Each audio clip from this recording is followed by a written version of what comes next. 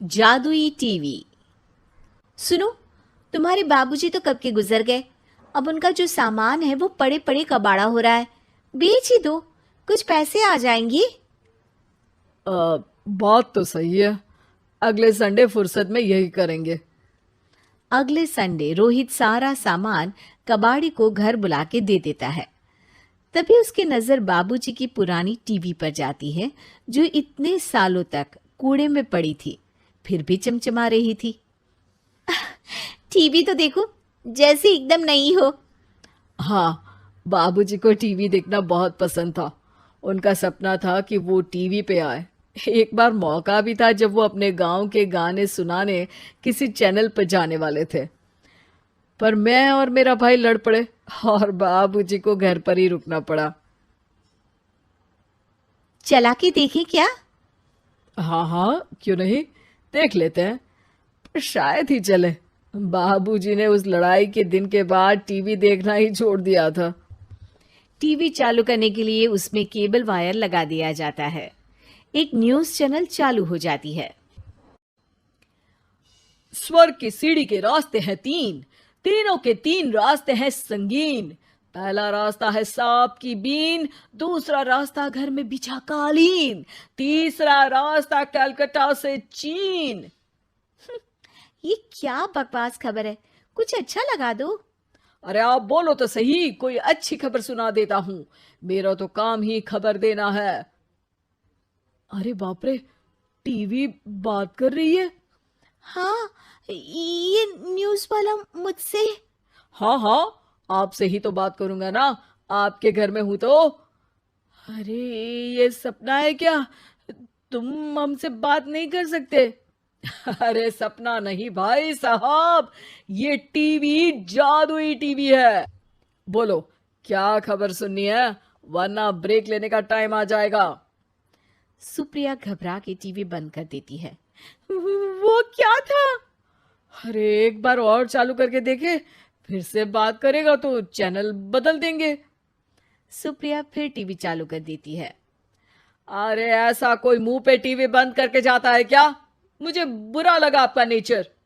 चाय पानी तो पूछो। सुप्रिया टीवी के बटन से चैनल बदल देती है। अब टीवी पर एक फिल्म चल रही है। अरे ये तो सूर्यवंशम है ना? हाँ, और ये ठाकुर को जहर की खीर दे दी और उसको पता भी नहीं है। ए भाई, खीर मत पीना, उसमें जहर है, मत पीना। ठीक है महाशय, जैसा आप कहें। हाँ। अरे, आपकी बात मान ली, पूरी पिक्चर ही अब तो बदल जाएगी। मतलब ये सच में जादुई टीवी है? तभी वहां कबाड़ी आ जाता है। भैया, टीवी के 150 रुपए दूंगा, चलेगा? अरे 1.5 करोड़ में भी ना दे तुमको ये टीवी हम। अरे 1.5 करोड़ खरीदने को होते तो तुम्हारे घर में ये पानी चाय नहीं पीता, अंबानी या टाटा के घर बैठा कोल्ड कॉफी पीता। रोहित कबाड़ी का हिसाब करके उसे वहां से चलता करता है और अपने भाई शशिकांत को फोन लगा के बुलाता है। शशि थोड़ी ही देर में वहां पहुंच जाता है। क्या हो गया भैया? अरे बाबूजी का टीवी याद है? हाँ हाँ, जिसमें घुसे रहते थे हमेशा वो, और अपने को कुछ नहीं देखने देते थे। अरे वो अब जादुई टीवी बन गया है। भैया, आपकी बकवास करने की आदत अब तक नहीं गई। अरे आपके घर में बच्चे हैं, अब तो बड़ों जैसी बात करो। रोहित जाके टीवी चालू कर देता है। टीवी पर एक जादू का शो हो रहा है जिसमें एक जादूगर है। अब मैं अपनी टोपी में से कबूतर निकालूंगा। श्रिंग ब्रिंग शरिंग बम फोपा फुफी फुफा पाउ। टीवी से कबूतर निकलता है और शशिकांत के सर पर आकर बैठ जाता है। भैया, ये क्या हो रहा है? भैया इसे उड़ाओ। ए कबूतर, जा जा, कबूतर चल निकल। अब मैं टोपी में से सांप। सांप सुनते ही शशिकांत कांप जाता है और भाग के टीवी बंद कर देता है। भैया, सॉरी भैया, मैं समझ गया ये सच में जादुई टीवी है, पर एक बार और ट्राई करते हैं। पर भाभी, कोई दूसरा चैनल लगा हुआ, जिसमें डर ना लगे। सुप्रिया टीवी चला देती है और न्यूज लगा देती है। अरे कितने दिनों बाद मुझे याद आया, बताइए क्या खबर सुनाओ। और ये नया आदमी कौन है? ये मेरा भाई है शशिकांत। ओह यस, वही है ना जिससे तुम लड़ लिए थे किसी बात पे, और तुम्हारे बुढ़ाओ पिताजी गुस्सा हो गए थे और टीवी को संन्यास दे दिया था। हैं? तुमको कैसे पता ये सब? इस टीवी में रहने वाले आदमी से लेकर कबूतर तक को तुम्हारे बाबूजी और तुम्हारी बातें पता है, इसलिए तो ये जादुई टीवी है। ये टीवी क्या कर सकती है वैसे? तुम जो मांगो दे सकती है। कहानी बदल सकते हो, खबर बदल सकते हो, कोई चीज मांग सकते हो। अरे भैया, ये टीवी मैं लेके जा रहा हूँ। बाबूजी का लाडला तो मैं ही था ना। अरे ऐसे कैसे? मैं बड़ा बेटा था, अब तक मेरे घर में टीवी थी ना। अब तक कहाँ गए थे पिताजी के लाडले? तुम्हारी गलती का एहसास भी है। अरे भैया, ज्यादा ना बोलो वरना भूल गए आपके दांत तोड़ दिए थे मैंने उस लड़ाई में। मेरी बीवी के सामने मेरी बेइज्जती करता है। रुक। दोनों भाई हाथापाई पे उतर जाते हैं। रुक, बताता हूं तुझे कि कौन बड़ा है। अरे छोटे का दम तो देख लीजिए आप। ये खबर आपके बाबूजी को देता हूं। तभी टीवी अचानक बंद हो जाता है। अरे शायद टीवी नाराज हो गया। और लड़ लो, आए बड़े खली बनने। टीवी से एक तेज रोशनी निकलती है और टीवी में बाबूजी दिखाई देते हैं। बापूजी आप? इतना चकरा क्यों रहा है? अपने बाप को नहीं पहचानता क्या? ये तो ऐसा ही है बाबूजी। प्रणाम बाबूजी। अरे चुप कर, तुम दोनों ही उल्टे हो। तुम्हारी वजह से मैंने टीवी में आने के सपने को छोड़ दिया, तुम्हारी लड़ाई की वजह से। और तो और, जितना मैं अपनी बीवी को नहीं देखता था उतना टीवी को देखता था, वो भी छोड़ दिया तुम दोनों की लड़ाई की वजह से। और अब मरने के बाद जब मैंने टीवी को जादुई टीवी बना दिया तो भी तुम इसका फल लेने की जगह लड़ रहे हो। अरे तुम तो लायक ही नहीं हो। अब तुमको बाबा जी का ठुल्लू भी नहीं मिलेगा। बाबूजी चले जाते हैं। टीवी बंद हो जाता है। रोहित और शशिकांत गिड़गिड़ा के टीवी के सामने हाथ जोड़ के बाबूजी को बुलाते हैं, पर टीवी सिर्फ धुआं निकालता रहता है। टीवी रख के पास पागल हुई सास। आजकल वर्मा जी की पत्नी देवकी जी केबल पर रियलिटी शोज देख देख कर बहुत कुछ सीख रही हैं। जैसे आज तो वो सुबह सुबह बेसुरे आलाप ले रही हैं।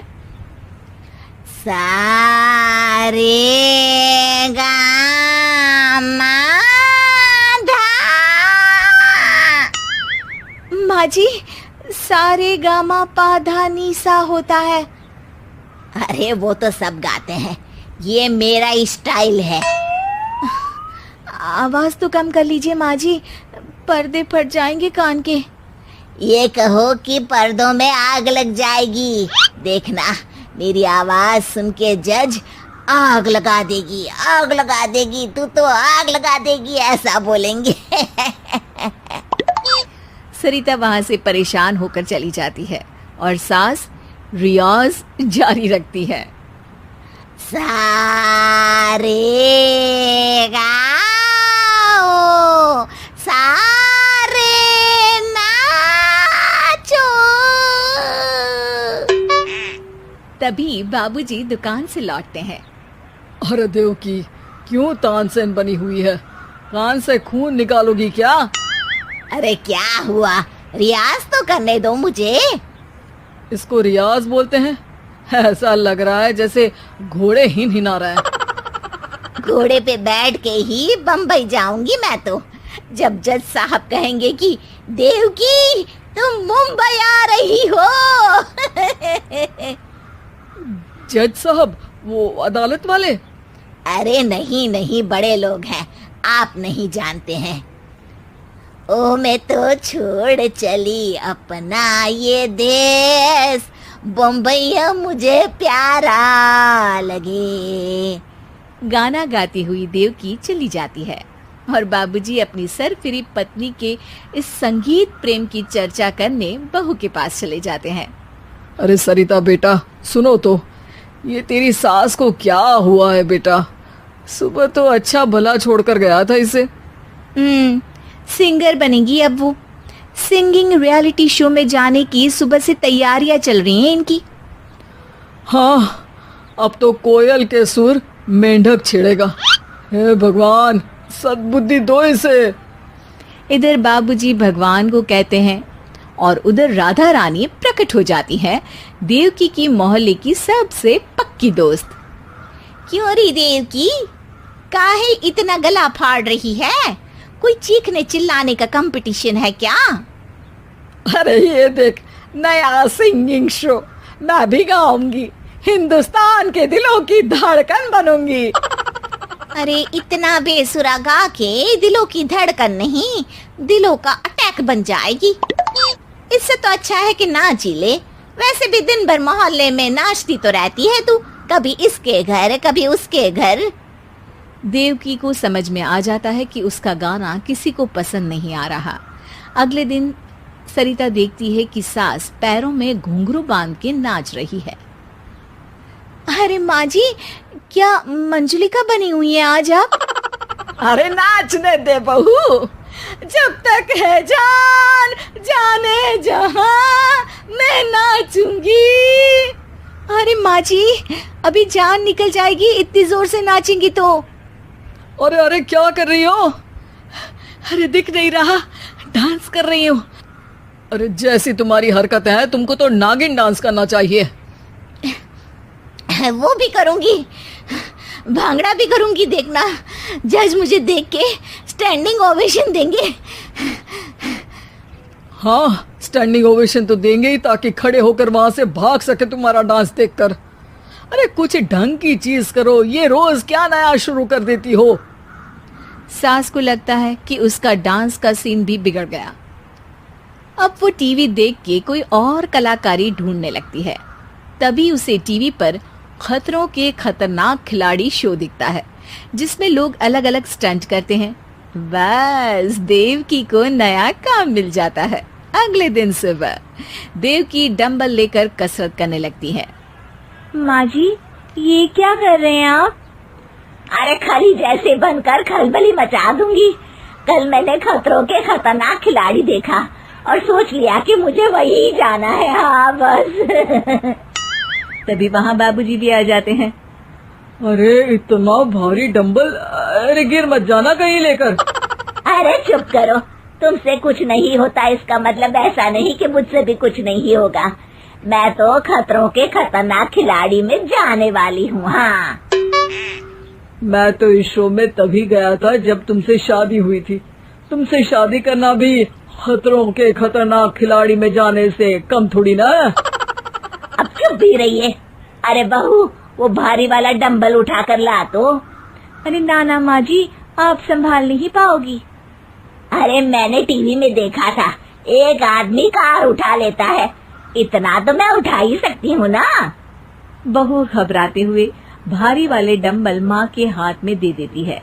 जैसे ही माँ दोनों हाथ ऊपर करती है, पूरे शरीर का बैलेंस बिगड़ जाता है और वो पीछे की तरफ गिर जाती है।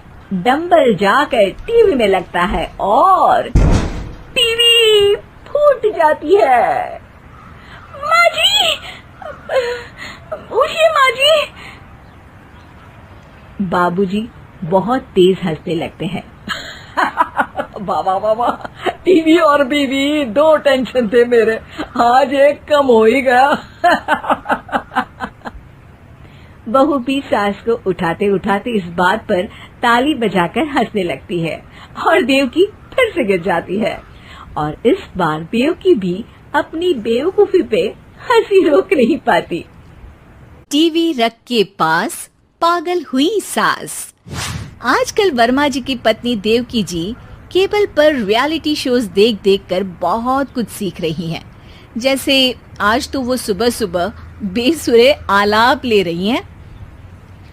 सा रे गा मा धा।